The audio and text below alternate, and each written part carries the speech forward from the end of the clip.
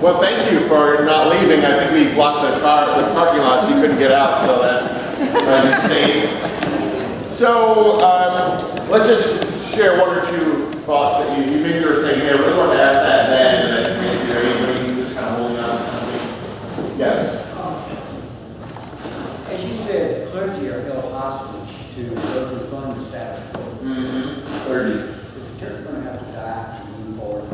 So, yeah, the question was, hey, clergy are in a tough spot because they have expectations on them. Is the church going to have to die to move forward? We're in a church, so I got to be careful how I answer this. What I think is, people say, what is the future of the church? I said the future of the church is being created by the people who are no longer there, largely. People who are saying, you know what, we're not ready, we're not going to fight that battle there anymore. We've actually experienced spirituality and community outside of an hour on Sunday, in a building for an hour on Sunday. So I think partially that's going to have to happen. There are always going to be churches, there are always going to be need for gathering, but I've been fortunate that I've reached, through the words, just in social media alone, just millions of people being able to find their like-hearted people. And so they're in community. I tell people all the time, you know, today is Sunday. My blog readership goes up 300% because people are in the muscle memory of, I used to do spiritual things right now, but I'm not going to that building, so let me at least engage with this. And I consider us the church. We are God's people. We are in relationship of some kind. So a lot of times churches want credit for the people they have connected to them. That's why there's usually a pressure. Hey, how do we get people to our building, right? How do we get people to our services? The future of the church may be, they're not going to come. You go there, figure out how to reach them where they are, and have a relationship with them. That's really all that should matter. So I think that's changing. But clergy as full-time staff is always going to be a dicey thing. Once I started getting my health insurance from a church, sounds silly. It's important when you have children because you start saying, I want to be brave, but I also don't want my kids not to be able to go to the dentist. It's very human and it's very important. So I think we have to give our clergy, our ministers, more freedom to be authentic and courageous. One more, maybe before we start? Yes?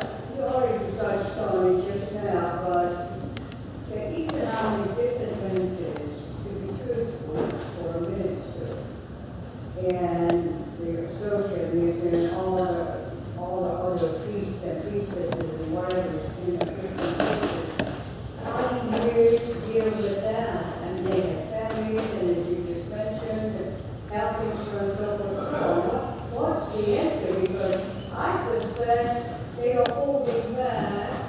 This is not the 1960s when Americans and Thomas Jefferson people got out on the street. Right. It's not happening. Yeah, well, and for me, the question was sort of like, how do you wrestle with there's a pressure on ministers and they're not authentic. And for me, I was fortunate. I was fired. You know, I remember like thinking, okay, you know, actually now I'm not beholden to the thing, so I can actually speak for the first time authentically. And I believe that's why I would have never written if I have gay children if I were still on staff at a church. I would have said, oh, I would love my kids, but I couldn't explicitly say, I don't think they're broken or sinning or need fixing. So what we do is I think when we release our ministers to be honest, the community is going to be better because what I found was millions of people say, thank you, because I gave you permission to say that, and I was in my church for 20 years and couldn't say that. So we were thoroughly depressed when last year left off, and I want to sort of think about the bigger table, but you're sort of, where is the hopefulness and where is the future? For me, it's what I would say is the compassionate activism that is reflected in the heart of Jesus. So compassionate activism meaning everything that you do is fueled by your love of humanity and you want to protect them. I have a past, like I said, progressive Christians, we tend to be nicer. We were talking, Angel and I were talking about it in the break. And I had a pastor, he was a Methodist pastor, and his church in Philadelphia had been very conservative, but over years had shifted to now a really progressive place. And when I go to a new church and speak, I often, on a Sunday, I'll say, here's what I'm going to say. I want you to know, because I don't want to blow up your community and leave, right? That's not my goal. And so I'm talking to this pastor, and I'm saying, here are some of the things I'm going to say. Is that okay? And he said, oh yeah, please, because I want to say it, but I can't. And I said, well, you can. You just might end up out here with me, right? And part of it is, he said, it was a lot easier when I had hell to leverage. When I had hell and damnation, I could force people, I could scare them, I could create urgency. And progressive Christians, we don't have any urgency because we don't have that eternal damnation. So what do we do as progressive believers? I think we have to create urgency around the human rights of people that are being denied. So we have to look at the world and say, we're actually going to be so radical about loving people that we're going to step into the world and be loud about our faith. We're not going to say, I love humanity and I'm a Christian. We're going to say, because I'm a Christian, I love humanity. And the problem with progressive Christianity is largely we have relinquished the faith conversation to one group in one political party. We have decided we're going to let Christianity be known as that thing. So how can we do something else? And the problem is, having compassion for people with no compassion is difficult, but what we have to remember is there are a lot of good people with a really bad story, right? You know that because you probably have come out of some really bad stories about God. And I have a friend named Sally, and Sally lives in the Raleigh area. She's in her late 60s. She is a hero of sorts to me because she said, John, after the election I decided I had to figure out how to communicate with people that I no longer understood. She said, so I started planning a lunch every Sunday, and we would have lunch and play bridge. And I would use my social media connections and my friendships, and I would intentionally invite people who believe the opposite of what I believe politically and theologically. Doesn't that sound nice? Like we think it sounds beautiful, but it isn't. Because on Saturday, Sally will call me and she'll go, hey, I don't know if you still pray, but you better pray for me because you see what happened on the news and I have to deal with these people this week and what am I going to say? And I'm going to kill these people. There's going to be a bloodbath, right? And she said, but she's seen progress. She said one day we were having a conversation about the racial divide in our country, or what she called the racial divide. And she said this other woman, who was also white in her late 60s, began to cry. And she said, why are you crying? And the woman said, I just don't understand why God made other races. So if I had been there, I would have said, hey, do you know if Adam and Eve existed, they weren't Caucasian? Or I would have said, do you know the cradle of civilization did not come with a Cracker Barrel? I might have said smart-ass things like that. But we talked about it and we realized something, that this woman's story was revealing something important. Genuine grief at what they were seeing in the world, but a really bad story about why it exists. She saw herself as the baseline for humanity and other races were non-white. So what we have to see is that it's not that she has a bad heart, she has a good heart and a bad story. So part of it is how can we give people a better story about our faith? How can we unapologetically say, you can actually believe Jesus and not vote this way? In fact, because Jesus is who he is, maybe you shouldn't. I think the problem with progressive Christians is we've become apologetic about what we believe. I think in the last election, the Democratic Party basically said, we're not going to talk about faith, which is ridiculous. And I began with the idea of the privilege bundle and inequity. And the reason why inequity matters because what the church does when it fosters inequity, it withholds people from community and it cuts off their gifts and their talents from the rest of us, right? And so that's what the church does. The white evangelical church says, we don't want all that you have to offer. We don't want the diverse thought that you bring and the diverse expression of God. And so what we have to do is figure out how do we have a faith community that really embraces that fully. I built equity in my job as pastor in Charlotte in that megachurch. I was there for almost 9 years, so I could really nudge people a certain way. And one of the ways that I really wanted to nudge our community was along the lines of sexuality because I said that's one of the obvious places we're missing the mark here. And I started being open to the students and saying, you know, if you're LGBTQ, you're not just tolerated here, you're celebrated. And I would say it, not as explicitly as I wanted, but I would say it. And then I ended up having a senior high school student, we had all our senior high school students speak to the group before their graduation. And one of them was had come out to me as a lesbian, and I said, I'm okay if you share your story. And her story was, she spoke before the whole youth group, and she said, I never wanted to be in church. I hated church because of the hatred I experienced there. And she said, this is the first community I felt I belonged in. And you know that got everybody upset. All these parents called, and there were meetings. And I remember being called to my pastor's office. He was also my boss one day, and we were going to have a conversation. I thought I was being congratulated on the great work I was doing. And I quickly realized I was being called to the principal's office. And he said, John, you know, I've noticed there are a lot of gay kids in our youth group. And I said, well, we don't have numerically, percentage-wise, more per capita homosexuals. We have as many as every other church, it's just they know they can be themselves, and so they're coming out publicly and privately. But I realized for him that was a problem. And so that for me, that became a problem. I realized I can either be fully authentic or I can be employed. And so that's what I started moving into. And, you know,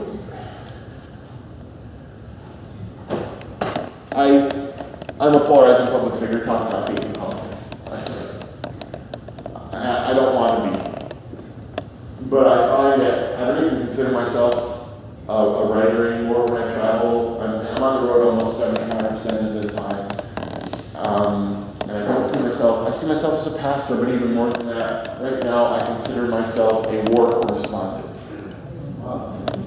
I step into a new city, and people allow me into the messy, jagged, bloody trenches of their lives, and I say, tell me what's happening on the ground so I can tell the folks back home.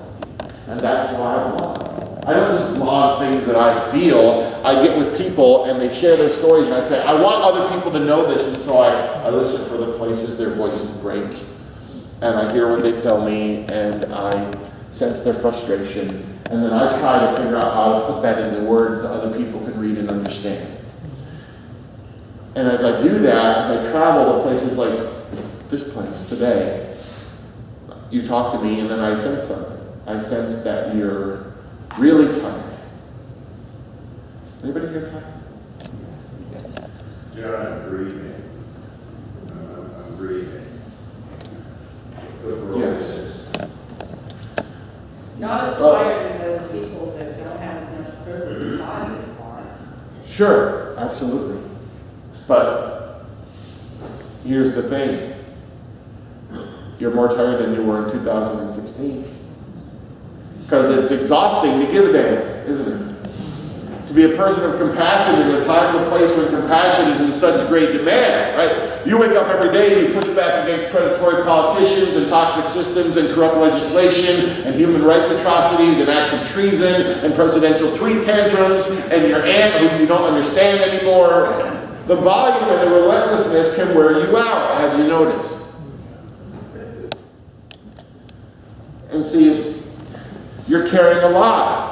You're carrying around the realities, the big realities of systemic racism. You're carrying around the big realities of homophobia and nationalism. You're carrying around the educational disparities in our country. You're carrying around all those big things. They're heavy. But you're carrying around more than that. You're carrying around the individual names and faces and stories and lives of people you love who you know are under more duress than ever right? And these individual stories and these big realities, they begin to accumulate every day, don't they? And I know where they reside. They reside in your migraine. They reside in your tired shoulders. They reside in your elevated heart rate. They reside in the knot in the pit of your stomach that returns every morning when you watch the news, or you check Twitter, or you step out in your community, or you walk out into your living room. And you realize how much pain there is out there and how little compassion you feel you have left, right?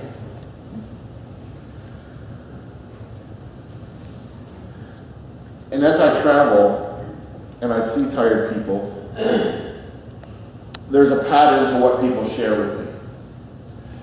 So whether it's a transgender teenager or a Muslim family or an undocumented father or parents with a terminally ill child or mom of a young black man. They share something with me, there's a pattern. They never say, John, could you be less bold? Could you be less loud? Could you be less confrontational? They never say, John, could you take it easy on the political stuff? Over and over, you know what they say to me? Where are the white moderate Christians? They say, why is the progressive church silent right now? Why do I only hear the Franklin Grahams and the Jerry Falwells and the Robert Jeffers? Why is Make America Great Christianity the only Christianity they ever see in the public sphere? There's a lot of reasons for that, right? And the question is, can you figure out a way to do work in the world that somehow is louder in the cause of love and humanity than that thing is? We do have a division in our country, right? But it's not the one we think. You're thinking I'm just saying this, but it's true. The divide is not just Republican versus Democrat. It's not conservative versus liberal. It's not traditional Orthodox conservative Christianity against progressive Christianity. Those are all small battles. The divide in our country is really people who live with an open hand and people who live with a closed fist. Right? There are people who operate from a place usually of empathy and compassion, and there are people who operate from a place of contempt. Right? There are people who see the world and as abundance, there's enough for everyone. And there are people who see scarcity and lack. There is a faith driven by love, and there is a faith driven by fear. And here's what we have to do. We have to decide, how do we get all the like-hearted people who live open-handed, who live with abundance, who see with compassion, how can we get them to do something together in the world? So what that means is, I'm working with a group called Common Good Christians, and I said, I like your name, it's great. You know there are common good atheists, right? You know there are common good Muslims and common good Jews and common good comic fans, right? There are all these people. So can we say, we've got to figure out how to network across tradition and political affiliation and then do something that is so visible that it's undeniable, that it actually competes with the volume of the religious right. Because until we do, we're just never going to be able to compete with the money and the resources and the people that they have. So the question I'm always asking, because people go, some people do say, hey John, you're being really, you're really hardcore, you're really offensive, that you're going to hurt people's feelings, you're going to drive people away, you're going to get them angry, they're just not going to listen to you. And I never think those people really understood Jesus fully. Because I think we have a selective Jesus. We all have a Jesus made in our own image, if we're Christian. And, you do see Jesus dining with people. You see him saying to love your enemies. We do see Jesus withdrawing to solitary places to pray. But we see Jesus turning over the tables. We see Jesus telling the religious leaders, you're hypocrites. We see Jesus saying, if you don't love the least, you have nothing to do with me. So I think we need to embrace the loud, direct, unflinching Jesus, the compassionate, activist heart of Jesus. Because when Jesus did his work, he never left people with less dignity than when he found them, but he never compromised his clarity, right? So can we be loving and still be direct? I think so. Can we be loving and still offend people? Yeah. I think we should try. Because whether you are an organized religion right now or not, you are part of the people of morality and conscience and faith. And what we're required to do is bear witness and be present and be counted and be heard. So I want your activism. I'm assuming right now you're involved in a political organization. I assume you're involved in a nonprofit or a faith community or a community activist group, something like that. But I want you to think about the life you live in the trenches of your life. What does the activism look for you right now? People ask me all the time, so John, you wrote a book on hope. You spent a whole year writing about hope. How do you do that? I said, well, it's easy. You lie. And you think, what would a hopeful person say? You say that. But I bet you're frustrated and tired and you're looking for hope, and I just want you to know it should be easy to find for you. I was at a Q&A recently, and two news feeds in my life, John. I have the one news feed is the news, and it's Twitter, and it's social media, and that news feed is always going to give me bad news. It's always going to give me strife and horrible and breaking bad news. It's always going to depress me and show me the division, right? But he said, if I just put my eyes down, there's a second news feed.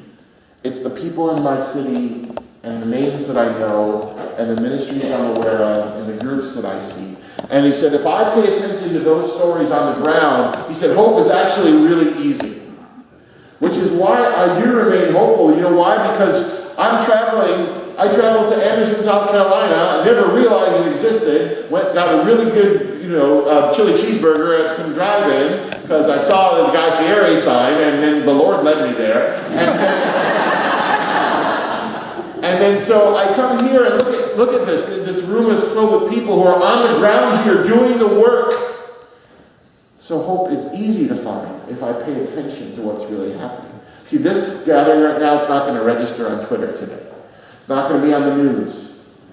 There are people who don't realize the beautiful thing that's happening here. If they did, they might be encouraged right now. I'm going to tell you a story. I think I can tell it here. It doesn't contain any bad words, but it just...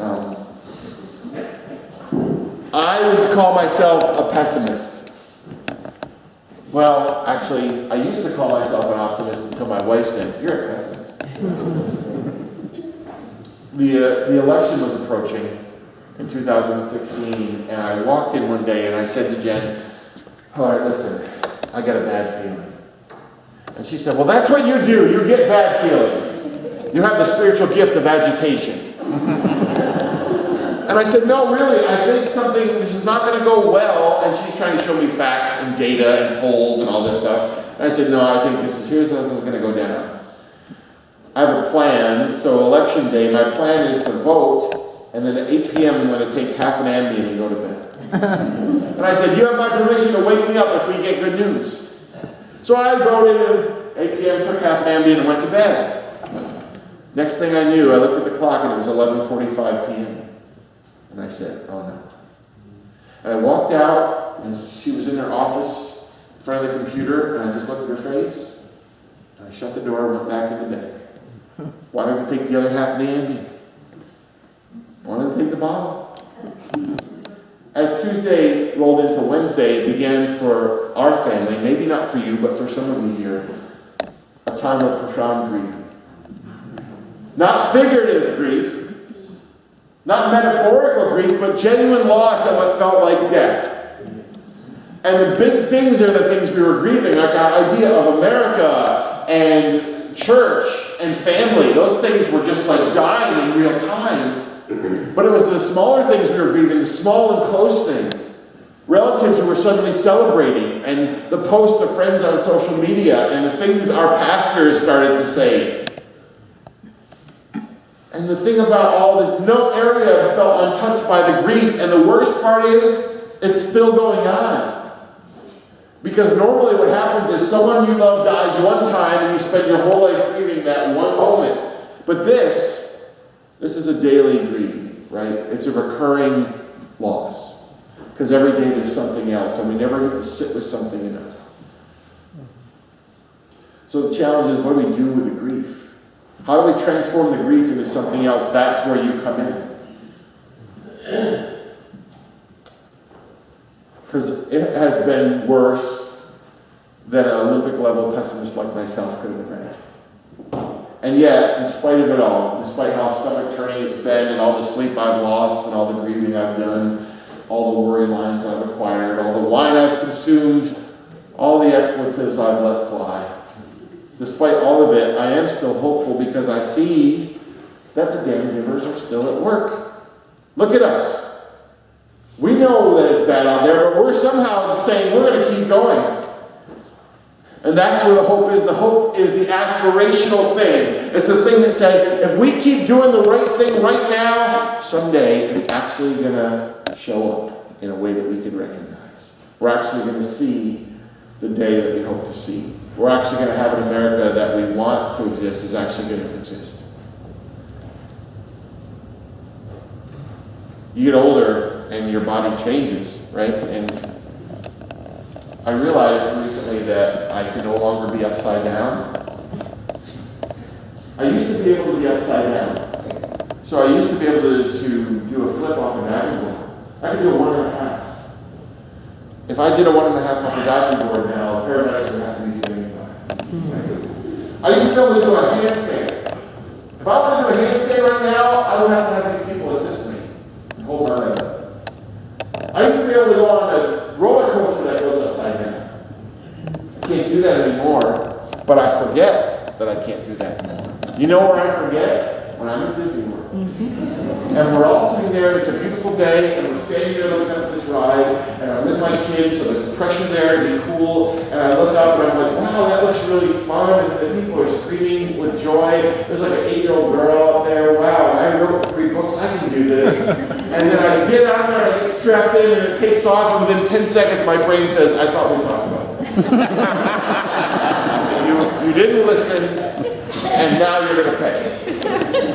And that upside downness is something I feel all the time. You ever feel like the world is just upside down?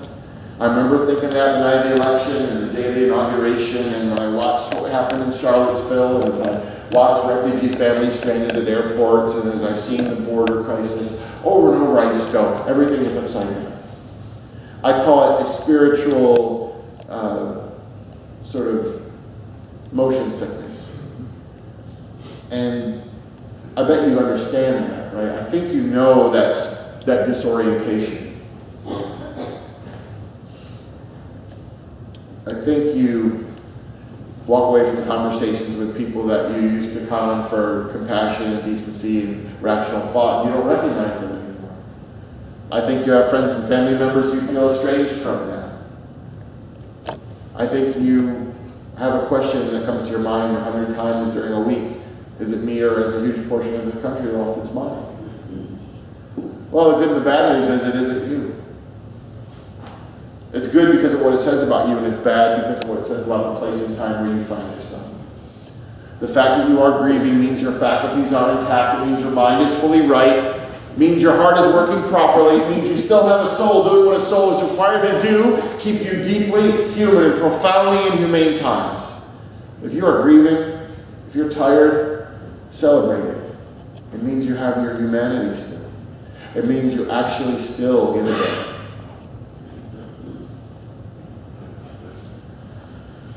So it's upside down, but we can right side it.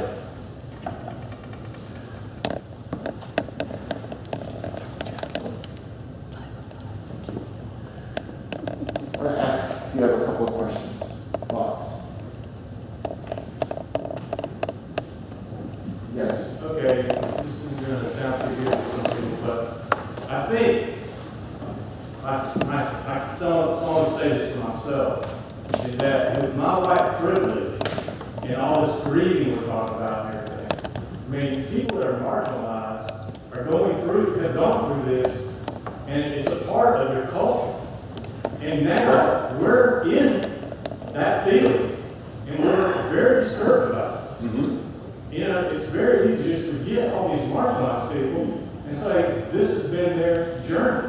Right. And you know, poor little us, we're talking about, yeah, we're compassionate. We're down. Right. We're not the people that are down being kicked. Myself, I am not being down and kicked. I'm just experiences through compassion.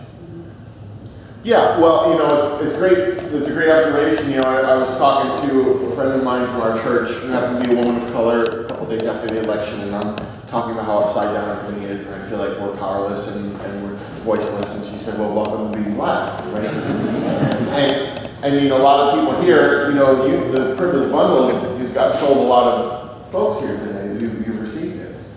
However, that doesn't mean we just say, well, it's horrible, and it's always been horrible. Well, the beautiful part about it, as a person of privilege, we actually have we have some currency that will allow us to be heard by other people, vulnerable communities might not be heard by. So in other words, I write a blog post called If I Have Gay Children, and affirm the value of human life that happen to be LGBTQ people have been saying that forever. But when I said it as a white, cisgender, heterosexual Christian pastor, it carried a weight and it did some work. So, yeah, privilege is real. We have been buffered from many of the things that vulnerable communities have experienced for decades in this country. However, we have an opportunity and a responsibility to leverage whatever we can to push this thing back. Because, you know, we use a phrase called, that says the arc of the moral universe is long and it bends toward justice. That was first spoken in 1871 by a Unitarian minister, and then by Martin Luther King and Barack Obama, but people have used that for decades. That needs to be a phrase that says, okay, everything's going to be okay. And what that can do is that can give us an excuse to stop working or doing things. The arc of the moral universe is long and it bends toward justice means you and I, we're here right now, and we are the arc benders. If we don't explicitly and loudly push back, there are people right now, especially people claiming Jesus, who will bend the arc toward injustice. So it has always been bad, it's bad now. We have a responsibility at this place in time to do something. For some of us, that's what being woke is. It means being awakened. It means, you know, oh my gosh, I didn't realize. For me, it was, I didn't realize my aunt was as racist as she is. Now I know, so I have to do something about it. I can't just go, oh, that's my aunt. Yes? So, most of the progressive people I know, they are nice, and they're eloquent, and they speak with compassion, but that's not what the other side is doing. And so, I feel like I can be profane, and I can be mean. So maybe start fighting fire with fire. Right, I love that. So she was saying, you know, a lot of progressives are nice, and they're, you know, decent, rational, thoughtful, and then there are a lot of people who aren't. And so it's perfect that you said that, because a lot of people, I was at a church in northern New Jersey, really great church, loving people. They did span the racial diversity from white to beige and everything in between, right? But the one woman we're talking about this, one says, John, yeah, I mean, I love what you're saying, and I love the bigger table, and everything you're saying is true, but see, we're nice people. This is a nice church. And we just want to love people and not have arguments and conflict, and we just want to be nice. And I said, nice is okay. I'd rather have you be Christ-like. Because Jesus was not nice. Right? If I asked you, give me a description of Jesus, you might say passionate or loving or forgiving or bold or courageous or whatever. You wouldn't go, nice. So we have to realize we can be bold and still be loving.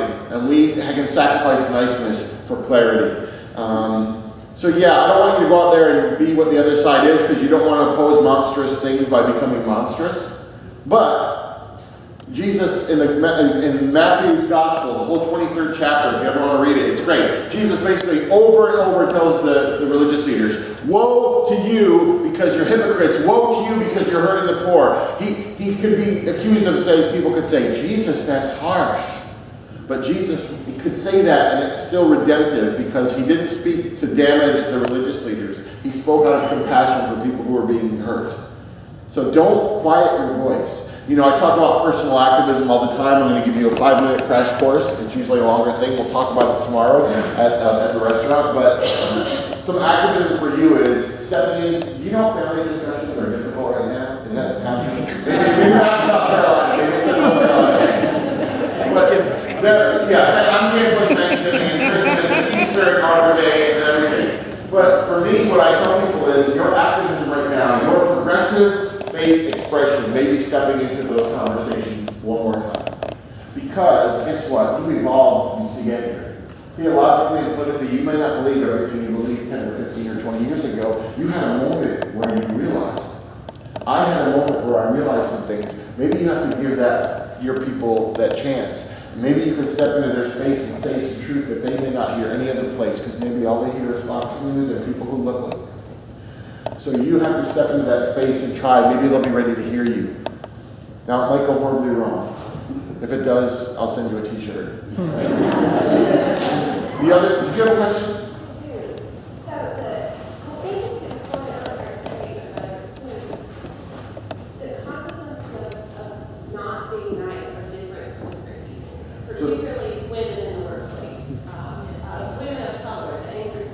Yeah. So, you know, I have been called rude before when I was just telling the truth.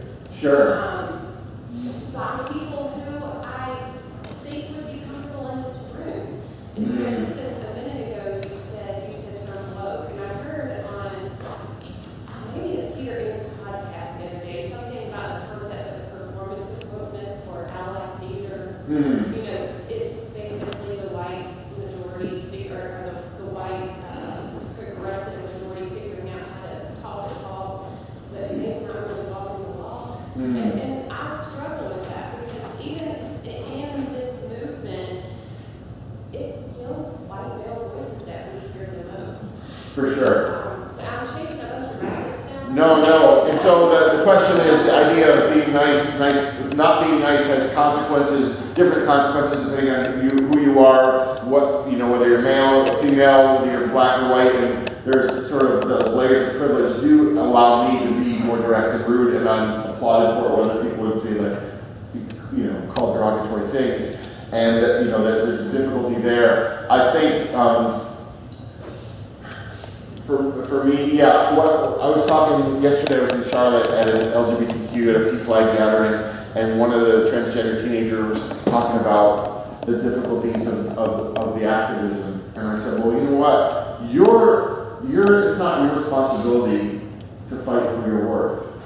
You have to just do your best to live. Let some people take some of that load. So I can get with a conservative Christian, and I can argue with them about this, and they can call me names and say I'm going to hell, but they're not going to just insult my humanity because they can. They would do that to a transgender teenager. So part of it is I said, I'll take some of that, let me take that, and you just do what you feel you can do. So the responsibility is not equal of everyone in this room to carry all this stuff. Some of you are tired, some of you have been doing it for your entire lives, some of you have more energy to do it or more ability to do it. So that's what community is too. It's saying, I'll take this for now. You just try to enjoy life a little bit. So yeah, leverage those family relationships and leverage your social media, because I think high-speed internet is coming. Got it? And put your hand up if you have at least one social media account. Facebook, Twitter, something, Instagram. Okay, great. So you have something that I never had nor did. You have a mechanism a free mechanism by which hundreds, maybe thousands of people have to hear what you have to say until they mute you or block you, which they will. But what I want to ask you is, are you leveraging social media enough that your values are clear there? Or are you avoiding conflict, or are you avoiding difficult conversations? Because social media is one of the greatest ways you have to allow yourself to share the character of Christ in the world, simply by whatever you choose to share. A woman, an 80-year-old woman in Missouri, we had a Q&A, she goes, I have a great story. So I gave her the microphone. She said, I have a friend on social media, we've been friends our whole lives. She posted a derogatory image of people of color, so I posted on her wall why I thought that was a terrible thing, and she unfriended me. I said, lady, I don't know if you know how good stories work, but that was terrible. We're all depressed here. She said, well, actually, though, right before I got unfriended, I got a friend request from a mutual friend.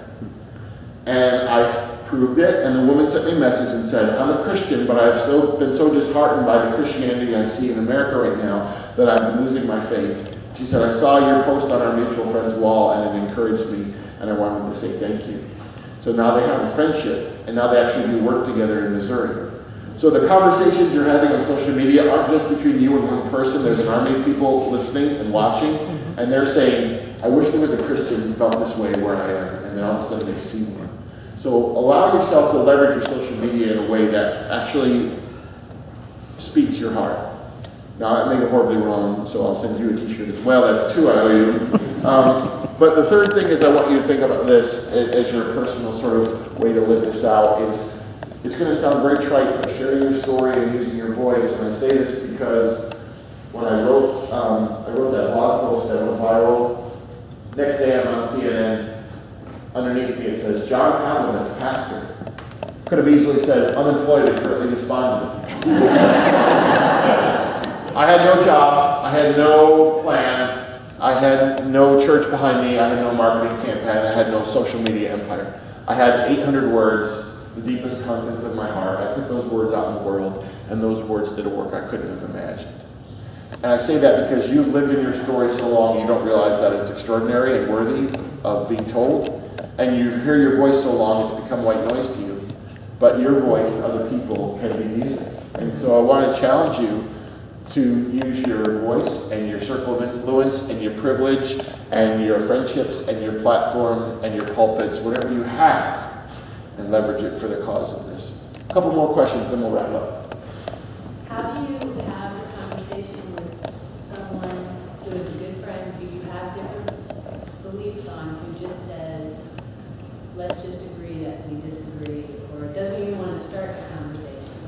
Because the conversations are needed. Yeah. But there's people that are just like, we're just leave it. How do you deal with people that you know or love, friendships, and when they say, they don't even want to have those conversations, or can we just agree to disagree? And I always love it. I say, no, we're going not to agree to disagree. We're going to disagree. And we're going to keep disagreeing until either you agree with me or I leave. But part of it is, people ask me all the time, they go, John, this is difficult. I've got friendships and family members. And a woman messaged me, she said, my 37-year marriage just ended because of what I've seen over the past 3 years from my husband. This is real stuff, and I'm not being cavalier about all this because I know it's your lives and your friendships and your churches. But I tell people, the cost of truth is sometimes the severing of those relationships. So there are hundreds of people in my former church in Charlotte who want nothing to do with me. And I'm okay with that because I wouldn't have written if I had gay children, if I had been beholden to them. Or if I had said, I said to my church after the election, who are also a group of white to beige people, and I said, if you're waiting for the moment that the needs of vulnerable people outweigh your inconvenience at speaking up, well, that time is going to come. So I said, it's time that you actually lost something here, because if you haven't lost anything, it means you're being quiet. So with those people we love, yeah, there are people that I'm not doing life with any longer, but I have a new tribe of affinity. And it's not an echo chamber, it's just people who will not live with the inhumanity that I will not live with. What I bet in this room there's an exhale in this room when you got here, because you said, there's a certain understanding of what I will and won't tolerate. That could be family. I hope after we're done here in a few minutes, you'll come and hang out and we'll talk and we'll take selfies and all that. But I would love it is if you got to know 10 or 15 people here by name, took down phone numbers and said, let's meet next week to actually figure out how we're going to change this area of the country. Because I can't do it. I just pop in and try to give you something to think about. But you can actually do it, right? Yes? Hi. I am here, I got lost in here. Oh, I'm from Atlanta, and I have an analogy of being lost. One, I came expecting that I'd be the people that felt like me. I realized that I don't look like you. I don't know how that happened. Our hearts, I see, are the same. And since I was 3 years old, so for 60 years, that's what I believe Christians' hearts were supposed to be. In 2016, I'm like, oh my gosh, I found out I'm not in the right family or something. Right. Our hearts weren't the same. Driving, I had 2 phones with 2 sets of directions how to get here. One of them kept saying I was 42 miles, keep going north on 85. One of them I couldn't get the signal. I'm here right now in the parking lot, but it still says I had 42 miles. there's probably a better speaker there. But the thing was, that illustrated in my mind, my heart, that the old ways where people are staying stagnant in what they believe, they not change. I had to stop like 3 times, and the last time I stopped, I reset the second phone. And I was like 12 miles away. Now, how many times I turned around? But it reminded me of the directions that I got when I was 3 years old that said, God loves all of us. Raise up a child. 60 years later, I still believe God loves all of us. And when I found you on, I think you had a promoted tweet or something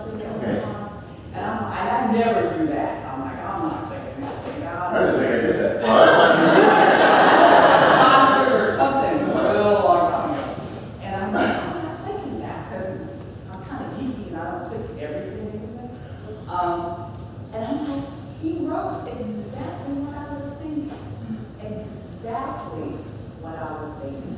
And this is one of those times I had to come. But what I want to say to everyone is here, thank you. Thank you for being willing to let the world see your heart, the true heart of our Father. We're adopted in the same family. I don't want to be the black sheep.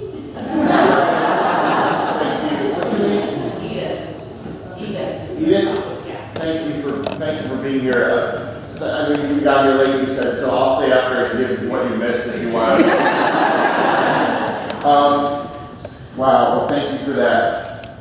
And the people that you're talking about, to ask for directions is to challenge your faith assumptions and what you grew up with, and people's inability to do that. You always hear about those people say, I'm not asking for directions, like I'm not admitting I'm lost. And that's what I wish people understood. Like, I get invited by progressive Christian churches and humanist conferences and Muslim communities and Jewish centers, never by conservative Christians. And I asked them why that is, and they said, because their leaders are terrified at any alternative version of their story. And that's where I think a lot of the people in this room, have the opportunity, because you have an audience with people who have a really bad story, and you can actually give them a better one. So I was in the parking lot of a church in Raleigh, North Carolina, like a year and a half ago, and it was a memorial service for the people killed in the Parkland shooting. And I went there because I wanted to be around people who were grieving too.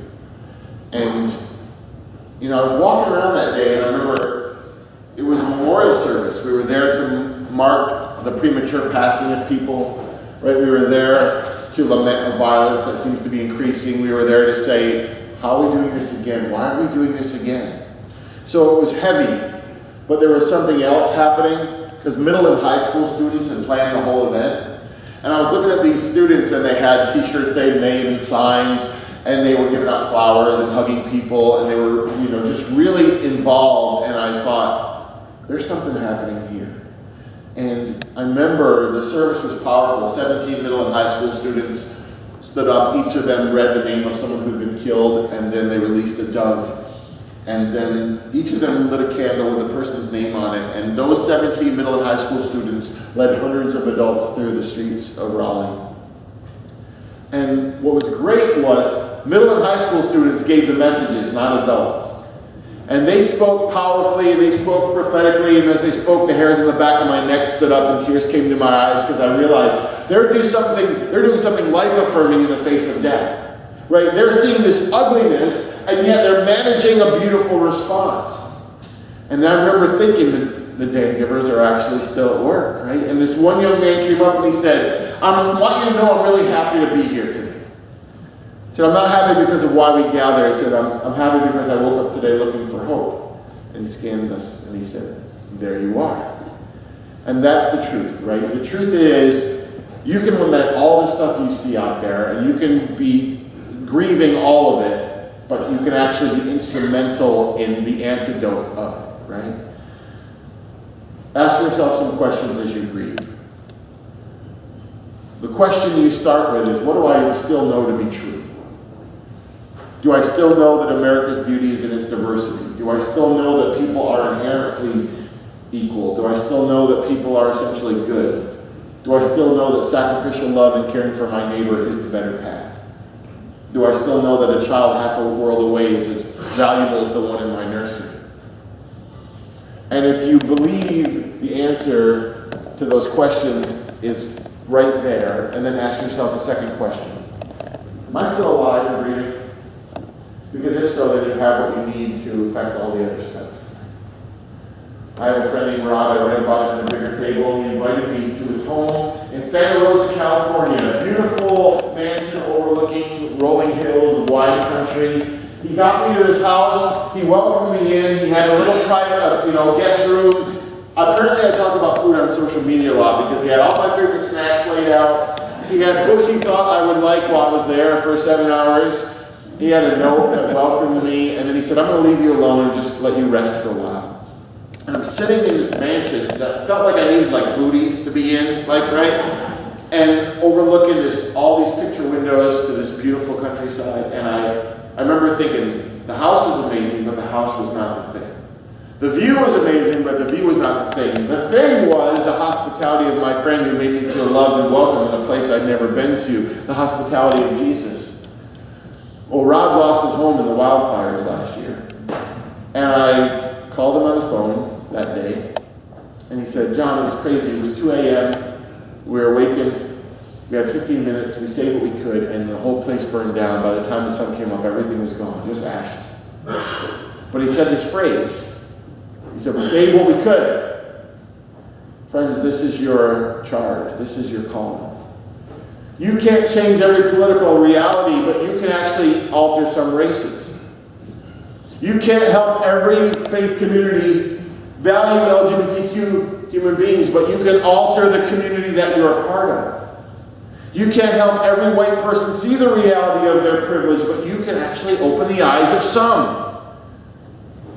You can't help every human being who is hanging by a thread and wants to end their life because they feel they're less than because of what the church has said to them, but you can read some into them. So this is your job. With your gifts and your talents and your voices and your pulpits and your money and your time and your circle of influence, go out into this world after this moment and say what you can.